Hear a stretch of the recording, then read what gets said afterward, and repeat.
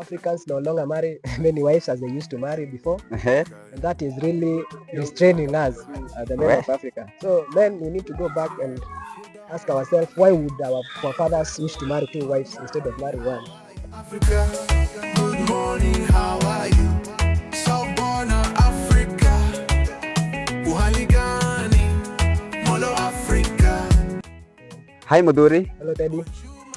What is the meaning of your second name? My second name means someone who has been specially chosen. Mm-hmm. I believe in that. Yeah. What is that food you really love from your tribe? Our traditional food is githeri. Mm-hmm. Most of the time I eat githeri, and I have grown so fond of that food. Do you still love it? I still love githeri, especially when it is properly fried. Which traditional food do you love from a different tribe community in Kenya? From a different tribe, I would say I love Swahili dishes, particularly biryani. Biryani. Which food do you least love from different tribe? Traditional food? It's very funny that I don't have a list of food that I hate. Mm-hmm. I love all foods. Oh, nice. If you're given a chance to give someone a second name, what could you call them? Traditionally, I love Maasai names. Maasai have very sweet names, especially for girls. Naneu, Nasuda, Lesuda. Yes, the Maasai's names are very nice, and if I would marry a Maasai, I would give my children an opportunity to have that name.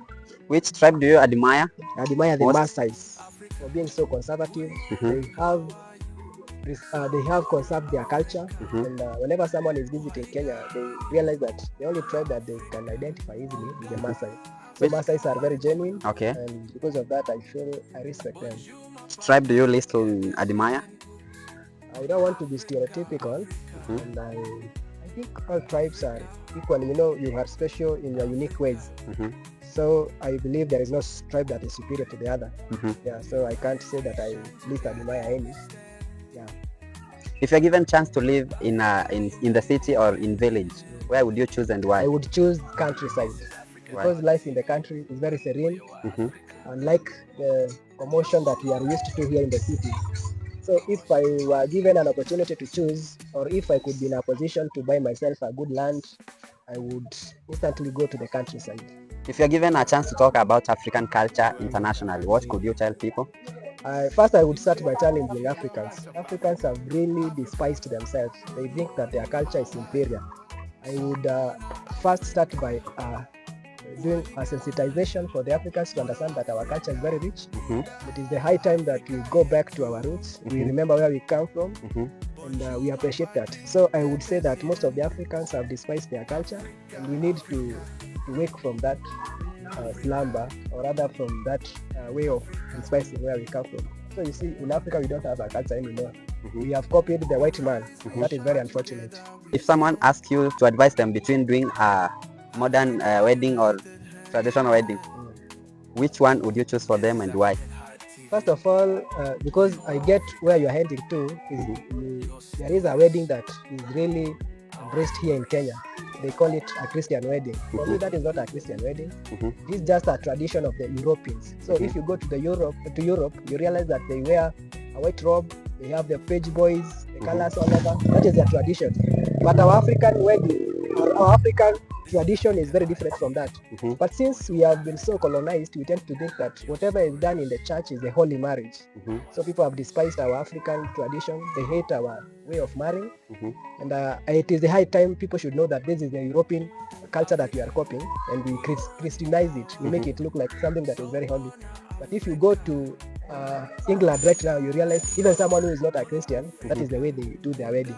So Africans need to realize that that is the European tradition, and we need to embrace ours. If it is for the Merus or the Kikuyus, we wear our brown suits that help us to identify ourselves as Africans of those particular regions. Traditional wear of your tribe? I come from Meru, and most Merians will not know this, but because I'm a very proud Merian, I know for men we have what we call skin. We used to wear clothes made of animal skin, so we would make our clothes from that. So because of this kind of modernization, you may hardly find a skin. So if you want to retain that culture, I would advise that you start investing on brown suits. If you wear something brown and you have a shawl that is covering, then you have a headgear, that one will actually sound so Marian.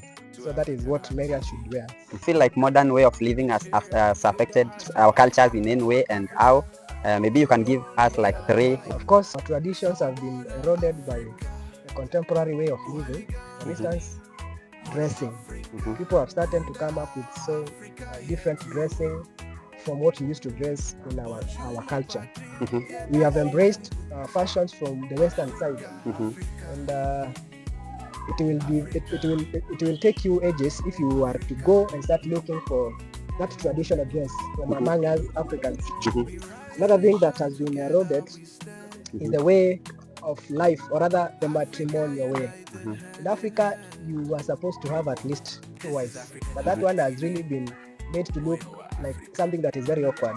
So you realize Africans no longer marry many wives as they used to marry before, and that is really restraining us, the men of Africa. So men, we need to go back and ask ourselves, why would our forefathers wish to marry 2 wives instead of marrying one? Although some Europeans say that 2 wives is like 2 cups of poison, I don't marry that idea.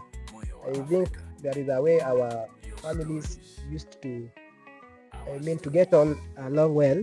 Okay. So, which is that one culture you still respect and still observe in up to now? I don't want to answer that question because, as I said earlier, there is no culture that is superior to the other. All I can say is that I would wish all the African cultures or all the African tribes to wake up to the realization that their cultures are superior, and they look for a way of fostering the beliefs that were practiced in those cultures. Of course, the positive beliefs. May we still hold to what used to identify us. That would be my suggestion. Could you give us one, maybe a proverb or maybe a saying, and the better in your mother tongue? Yes, I know of many sayings and proverbs. In Meru, we say that. I know many. Let me start with these ones because some of them, if I translate them to English, they will sound obscene. Okay.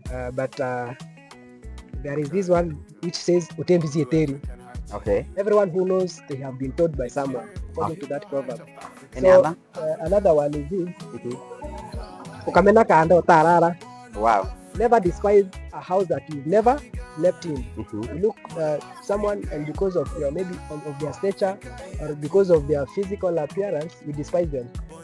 That proverb encourages us that, or dissuades us from despising people because of their appearance. Okay. Thanks so much, Muduri, for having time with us, and we really appreciate